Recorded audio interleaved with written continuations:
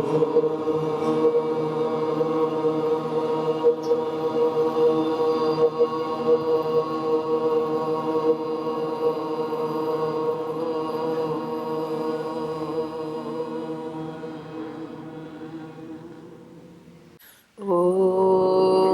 अग्ने व्रतपते व्रतं चरिष्यामि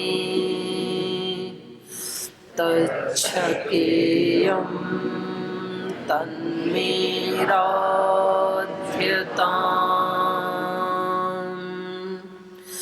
इदमहमनृतात् सत्यमुपैमि ॐ सहना भवतु सहनौ भुनक्तु सह वीर्यं करवावहै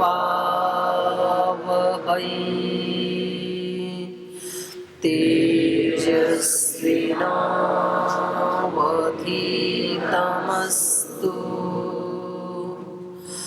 मा विद्विषावहै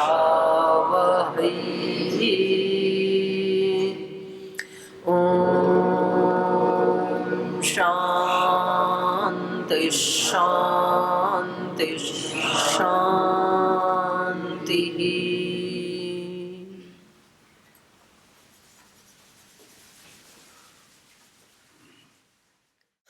वाल्मीकि रामायण के अरण्यकांड का 30वां सर्ग हम पढ़ रहे हैं। इससे पीछे वाले सर्ग में रावण छल से माता सीता का आहरण करके और जब उनको लेके जा रहे होते हैं तो उस समय जटायु जो बहुत तपस्वी हैं और वो अपनी किसी समाधि आदि में लगे हुए हैं, तो इसलिए यहाँ पर पहला जो श्लोक है उसमें लिखा है अवसुप्तस्तु, अवसुप्त सी अवस्था में, जैसे सोए हुए हैं ऐसी अवस्था। तो ये समाधि की अवस्था है। ऐसी अवस्था को प्राप्त जो जटायु हैं अपने ध्यान भजन में तप समाधि में लगे हैं, उनको देख करके माता सीता को लगता है कि भले ही ये युद्ध तो नहीं कर पाएंगे रावण के साथ, लेकिन जब श्री राम और लक्ष्मण मुझे ढूंढते हुए इस तरफ आएंगे तो ये पूरा वृत्तांत बता सकते हैं। तो ऐसा सोच करके वो इनको जटायु को अपनी यथास्थिति बता देती हैं। ये निर्दयता पूर्वक मेरा आहरण लिख करके लाया है मुझे, और जब श्री राम और लक्ष्मण इधर से मुझे ढूंढते हुए आएंगे तो आप उनके सामने ये सारा वृत्तांत निवेदन कर देना। तो ये हम इस 30वें सर्ग में पढ़ेंगे। थोड़ा सा पढ़ ही लेते हैं आज तो। तम शब्दम अवसुप्तस्य जटायुरथ शुश्रुवे निरीक्ष रावणं क्षिप्रं वैदेहीं च ददर्श सः ततः पर्वतकूटाभस्तीक्ष्णतुण्डखगोत्तमः वनस्पतिगतः श्रीमान् व्याजहार शुभां गिरम्। तम शब्दम अवसुप्तस्तस्थु, जैसे समाधिस्थ या ध्यानस्थ जो बैठे थे उन्होंने उस माता सीता के शब्द को सुश्रुवे सुना। निरीक्ष रावणम क्षिप्रम, और उन्होंने उस शब्द की तरफ जब अपनी दृष्टि फैलाई तो उन्होंने रावण को देखा। वैदेहीं च सददर्श, और आहरण करके ले जाती हुई वैदेही को भी उन्होंने देखा। ततः पर्वत कूटाभः तीक्ष्ण तुंडः, और तब उन्होंने पर्वत के समान तीक्ष्ण तुंडः, बहुत ही ध्यान साधना आदि से, तुंड मतलब मुख और तीक्ष्ण मतलब तेजस्वी। जब बोलते हैं ना भाई इसकी बुद्धि बहुत तीक्ष्ण है, तो तीक्ष्ण मतलब वहाँ चाकू जैसी तीक्ष्ण थोड़ी है।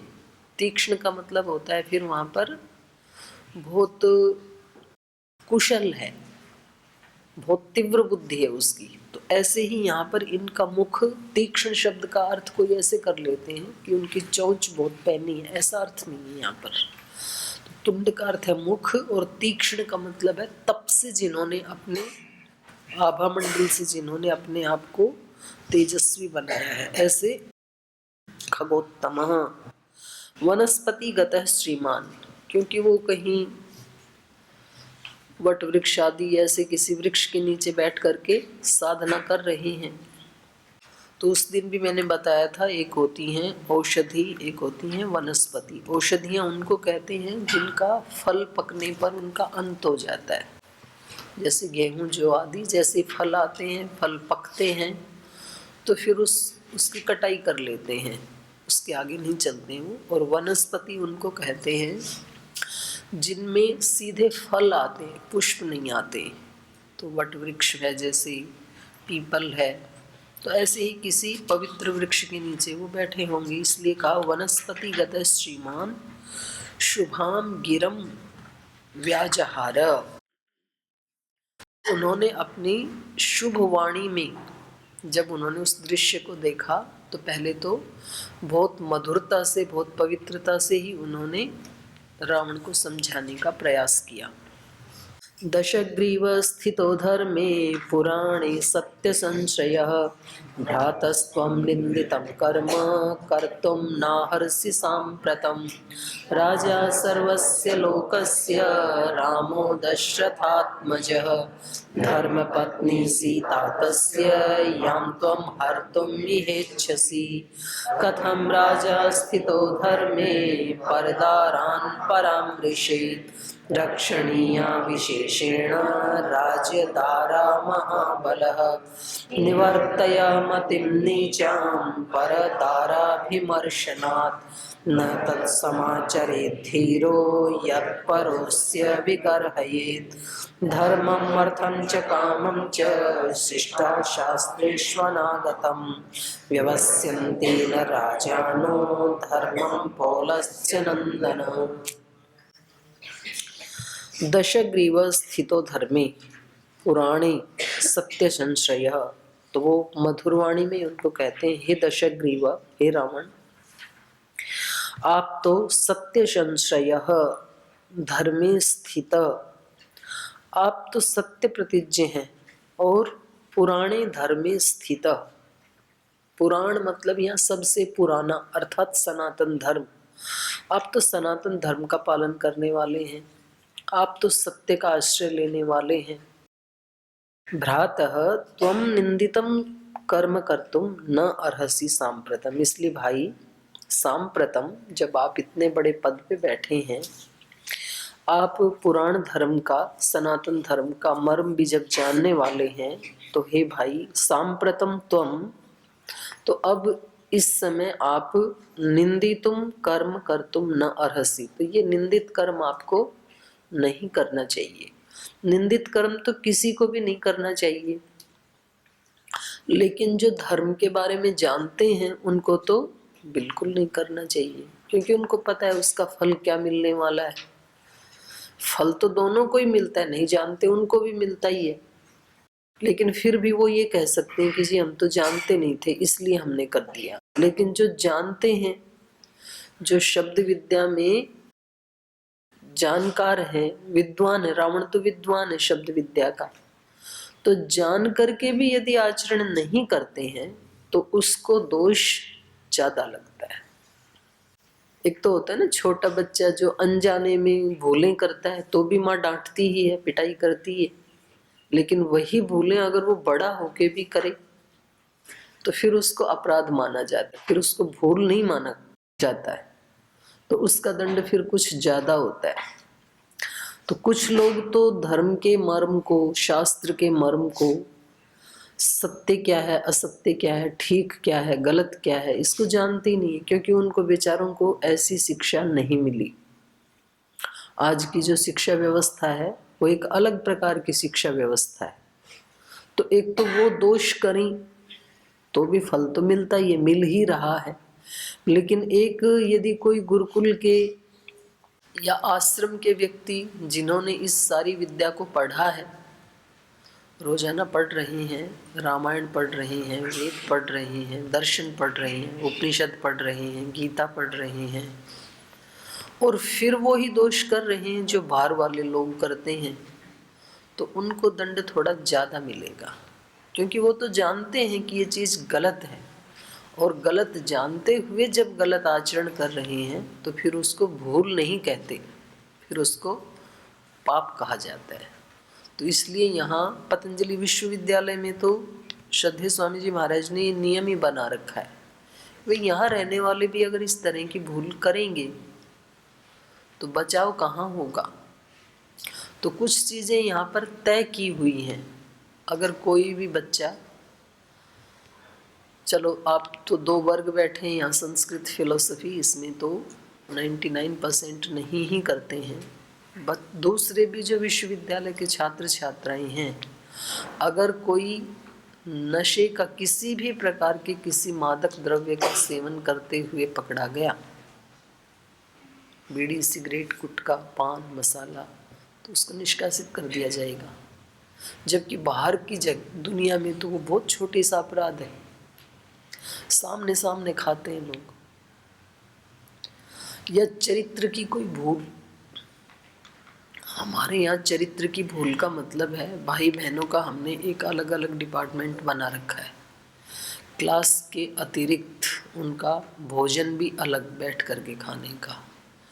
तो वो आपस में यदि वार्तालाप करते हैं या कुछ इस तरह से प्रीति बढ़ाने की भी कोशिश करते हैं, तो वो अब हमारे यहाँ अलाउ नहीं है।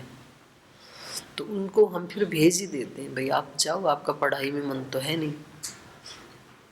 क्योंकि यहाँ के बच्चों की दृष्टि से देखें तो जो लोक में जो शिक्षा दी जा रही है विश्वविद्यालयों में, कॉलेजेस में, वहाँ जिन दोषों को बहुत नगण्य माना जाता है, वहाँ यहाँ उन्हीं दोषों को बहुत बड़ा माना जाता है, अपराध की श्रेणी में माना जाता है। क्योंकि पढ़ लिया ना यहाँ पे, तो जो शास्त्रों को जानकर के भी इस तरह की भूल करते हैं तो ये उनको उचित नहीं है। यही बात जटायु रावण को बता रहे हैं कि भी कोई सामान्य राक्षस इस तरह की भूल करता तो फिर भी बात समझ में आती है।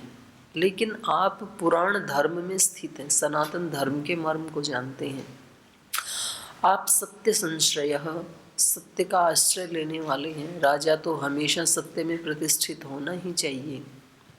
तो इसलिए भाई, सांप्रतम निंदित कर्म कर्तुम न अर्हसि। इस समय इस पद पर रहते हुए इतना ज्ञान प्राप्त करके, सांप्रतम का मतलब क्या है, अब इस स्थिति में, क्योंकि आप सब जानते हैं, तो इस स्थिति में ये निंदित कर्म आप नहीं कर सकते हैं। कुछ चीज़ें ऐसी होती है ना कि चलो फिर भी अलाउ है, किसी किसी को वो चीज़ें बिल्कुल भी अलाउ नहीं है, न अर्हसी, कर ही नहीं सकते हैं आप। जैसे बच्चे माता पिता से नाराज हो जाएं कभी, तो उनको अलाउ है, कभी हो सकते हैं, हो ही जाते हैं कभी कभी, लेकिन माँ को अलाउ नहीं है। माँ कभी भी अपने बच्चों से नाराज हो ही नहीं सकती, अलाउ ही नहीं है उसको, क्योंकि वो माँ है। अगर वो नाराज हो जाए तो चले कैसे संसार। तो कुछ चीज़ें कुछ लोगों के लिए अलाउ ही नहीं होती। जैसे बहुत सारे लोग आलस से प्रमाद कर लेते हैं, लेकिन श्रद्धेय गुरुदेव प्रमाद नहीं कर सकते हैं, क्योंकि वो तो करते भी नहीं हैं। लेकिन करना भी चाहें यदि, तो उनके लिए वो अलाउ ही नहीं है। तो ऐसे कुछ चीज़ें इस आश्रम में रहने वाले या इस दर्शन वर्ग में या संस्कृत वर्ग में पढ़ने वालों के लिए अलाउ ही नहीं है, न अर्हसी, कर ही नहीं सकते हैं। तो वही बात ये इनको बता रही हैं, बड़े प्रेम से बता रही हैं कि भाई आप राजा हैं सब राक्षसों के, आप सम्राट हैं, इतना ज्ञान आपको है, धर्म में स्थित हैं, तो ये आपको ये अलाउ नहीं। अब ऐसी स्थिति में आप ये नहीं कर सकते, क्योंकि आप चलते चलते एक मोड़ पे आके खड़े हो गए हैं। अब यहाँ खड़े होकर के आप ये नहीं कर सकते। राजा सर्वस्य लोकस्य रामो दशरथात्मज धर्मपत्नी सीता तस्य यां त्वं हर्तुम इह इच्छसि। और अपराध भी इतना बड़ा करने जा रहे हैं, कोई मामूली अपराध नहीं करने जा रहे हैं। देखो, ये जो पूज्य गुरुदेव हमें रोज बताते हैं डूज एंड डोंट्स, ये हम सब जानते हैं। कौन मनुष्य है जिसको क्रोध नहीं आता है? कोई बिरले योगियों को छोड़ दें यदि, हर मनुष्य को आता है। लेकिन उस मनुष्य को पता है कि मुझे कहाँ इसका प्रदर्शन करना है, कहाँ नहीं करना है। तो इसका मतलब क्या हुआ कि हम अपने दोषों को भी कंट्रोल में रखने की पावर रखते हैं। हमें पता है कि हम अपने क्लासमेट के साथ गुस्सा कर सकते हैं, इसलिए जब वो कभी गड़बड़ करता है तो हम गुस्से में बोलते हैं। लेकिन आपको पता है कि मेरे सामने गुस्सा नहीं करना, तो मेरे सामने आप एक बार भी नहीं करते। मुझे पता है मैं आपको डांट सकती हूँ, गुस्सा कर सकती हूँ, क्योंकि आप सब शिष्य हैं, छात्र हैं। लेकिन मुझे पता है कि मैं पूज्य गुरुदेव के सामने और श्रद्धेय आचार्य के सामने गुस्सा नहीं कर सकती हूँ, तो वो मेरे को डांटेंगे तो भी मैं शांत रहूँगी। हम सबको पता है कि कहाँ करना है, कहाँ नहीं करना है। जहाँ नहीं करना है वहाँ हम नहीं करते हैं। जहाँ हमें पता है कि यहाँ अलाउ है, कर सकते हैं, वहाँ हम कर लेते हैं। तो हर व्यक्ति को अपने दोषों पे कंट्रोल करने की शक्ति तो है, पर कुछ योगी ऐसे होते हैं, वो कहते हैं कि कहीं भी अलाउ नहीं है, क्योंकि अब मैं साधना करते करते चलते चलते चलते एक ऐसे स्थान पे आकर के खड़ा हो गया हूँ कि अब यहाँ मेरे को कोई दोष करना अलाउ नहीं है। ऐसा जैसे ही वो क्लियर करता है अपने मन में, वैसे ही वो दोष करना छोड़ देता है। तो है सबके अंदर ये शक्ति, पर हमने अभी उन चीज़ों को एक बाउंड्री में बांध के रखा हुआ है, कहाँ कर सकते हैं, कहाँ नहीं कर सकते हैं। और महर्षि पतंजलि जी जैसे ऋषि हैं, वो कहते हैं ये जो महाव्रत हैं ये कब कब और कहाँ कहाँ पालन करने चाहिए। सार्वभौमा महाव्रतम, महाव्रत हैं ये, सब जगह इनका पालन करना योग्य है। तो फिर वो करते हैं, वो ऋषि हो जाते हैं। तो ये कह रहे हैं कि आप तो सर्वस्य लोकस्य रामः दशरथ आत्मज रामः राजा तस्य याम सीता धर्म पत्नी। आप किसकी पत्नी का आहरण कर रहे हैं ये भी आपको ज्ञान होना चाहिए। आज तक आपने विश्व की सभी सुंदर स्त्रियों को इधर उधर से उठा उठा के अपने यहाँ लंका में इकट्ठा किया हुआ है, लेकिन उनके जो अभिभावक थे वो सामान्य व्यक्ति थे, वो आपसे अल्प शक्ति वाले थे, इसलिए वो बेचारे चाहते हुए भी आपका कुछ बिगाड़ नहीं पाए। लेकिन इस बार आपने बहुत ब्लेंडर मिस्टेक की है, बहुत बड़ी भूल की है। तो ये अब पीछे तक के जितने अपराध थे उन सब का फल देने के लिए पर्याप्त है अब की बार जो भूल की है। और ऐसे ही होता है, कोई व्यक्ति जब छोटे छोटे अपराध करता है, छोटे छोटे झूठ बोलता है, तो पकड़ा नहीं जाता है, नहीं पकड़ा जाता है तो बड़ी भूल करने की हिम्मत आती चली जाती है। आप अपने घर में, परिवार में छोटे छोटे झूठ बोलते हैं। छोटे बच्चे होते हैं ना, किसी से कप टूट गया, प्लेट टूट गई, घड़ा टूट गया, कोई ऐसी कोई वस्तु टूट गई, कोई सीनरी टूट गई, बोले किसने तोड़ी घर में, बोले हमें तो पता नहीं, या तो फेविकोल से चिपका के रख देते हैं और पकड़े भी नहीं जाते हैं। अगर घर में 2-3 बच्चे हों तो अब पता नहीं कौन से ने तोड़ी, कैसे पता करें माता पिता, तो बेचारे सोच लेते हैं चलो जिसने भी तोड़ी टूट गई कोई बात नहीं। लेकिन जिसने तोड़ी है उसके मन में एक संस्कार बन गया कि गलती करके भी झूठ बोल करके बचा जा सकता है, या किसी दूसरे को ब्लेम किया जा सकता है। और इस तथा कथित विजय को स्वीकार करके वो दूसरी बार फिर करता है गलती, फिर दूसरी बार भी बच जाता है, फिर तीसरी बार करता है, फिर भी बच जाता है। ऐसे 5, 7, 10 बार जब बच जाता है तो संस्कार दृढ़ बन जाता है कि गलती करके भी झूठ बोलो, दंड नहीं मिलेगा, कोई दिक्कत नहीं है। ऐसे ही होती है। और फिर कभी ना कभी वो ये संस्कार बढ़ते बढ़ते कोई बड़ी मिस्टेक करता है, वो पकड़ा जाता है।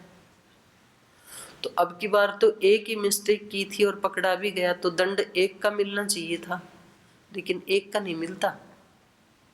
फिर पुलिस पीछे तक का उगलवा लेती है, बताओ इसकी शुरुआत कहाँ से हुई?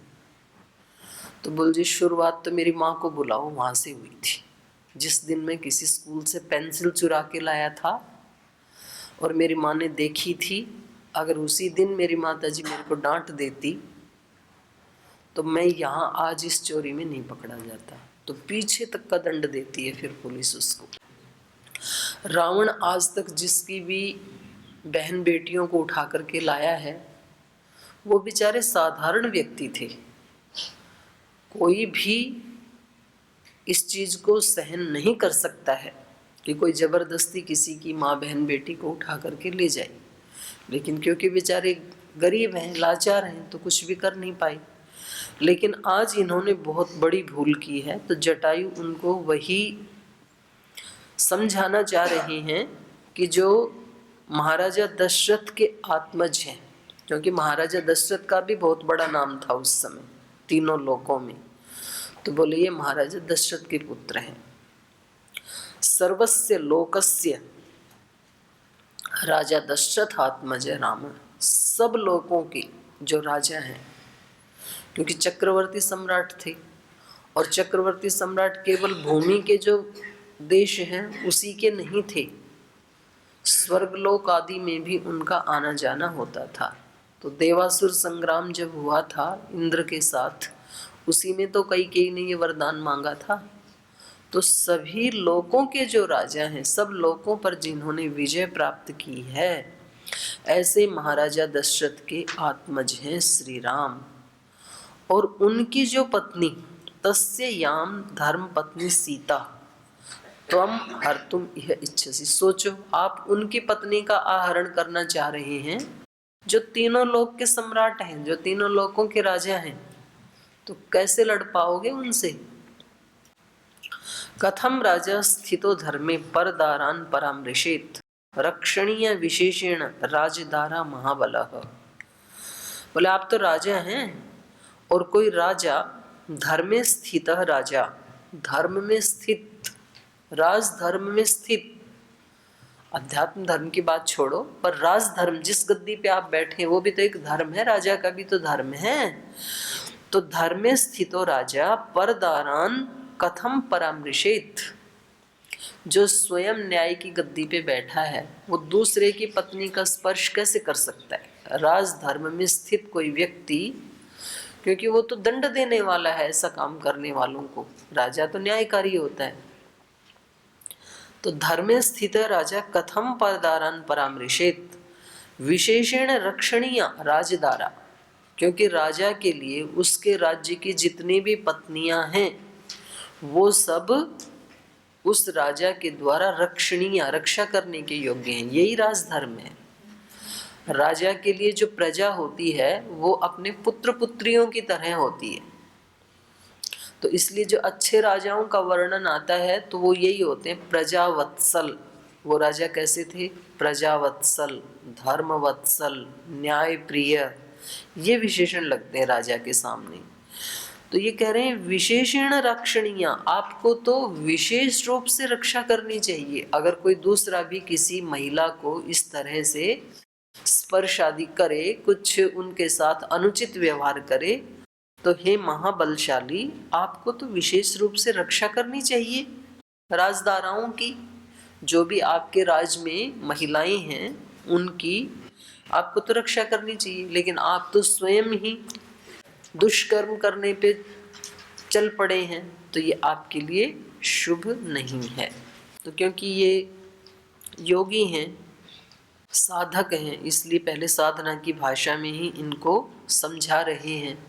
लेकिन जब व्यक्ति का दिमाग खराब होता है तो अच्छी बातों को वो हंसी में उड़ाता है, उनको अच्छी बात कहने वाले मूर्ख दिखाई पड़ते हैं। तो रावण को कितना समझ में आने वाला है ये हम कल पढ़ेंगे। आज यही विराम लेते हैं, समय हो गया।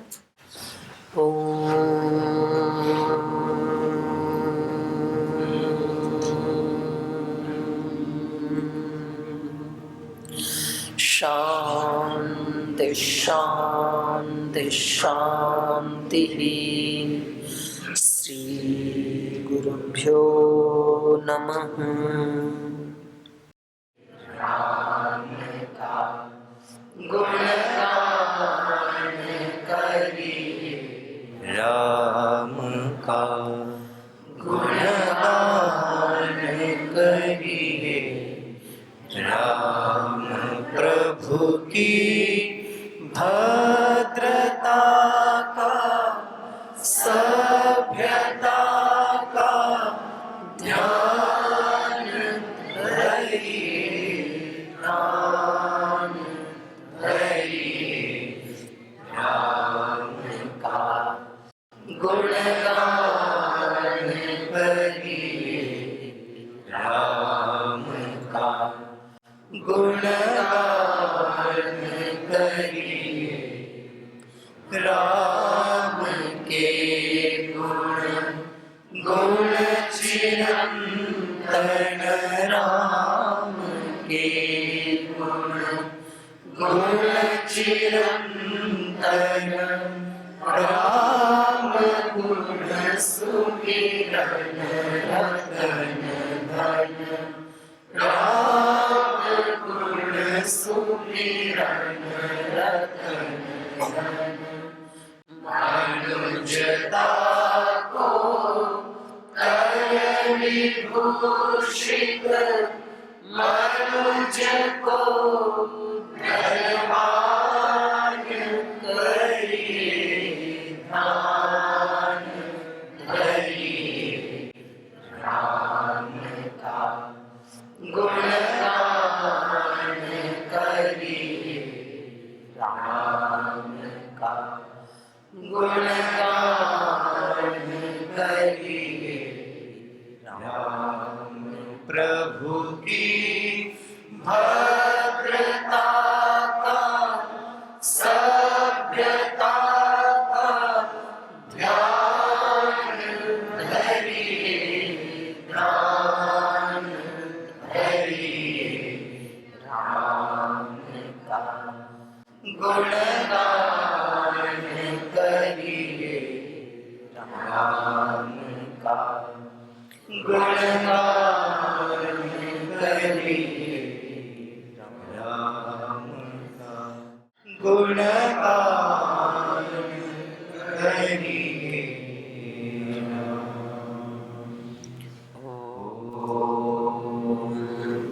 श्री गुरुभ्यो नमः।